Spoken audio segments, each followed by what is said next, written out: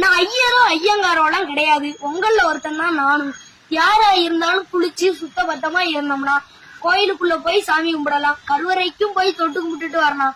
அதுக்காக 100-200 பேர் நிக்கிற இடத்துக்கு போய் நான் தான் கருவறையில நிப்பேன் அப்படின்னு கோயில சொன்னா இதெல்லாம் நடக்காது.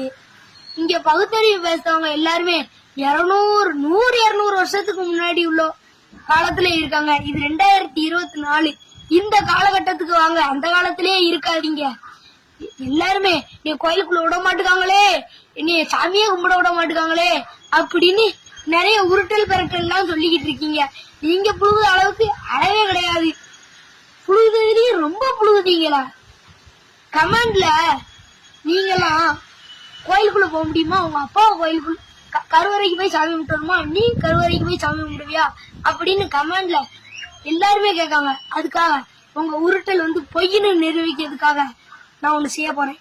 இது எங்க சமுதாய கோயிலோ எங்க சொந்த கோயிலோ எல்லாம் இல்ல. இது அரசு கவர்மெண்ட் கோயில். இந்த கோயில் 500 வருஷம் பழமையான கோயில். இந்த கோயிலோட அம்மனோட அருள் உங்களுக்கும் கிடைக்கட்டும்.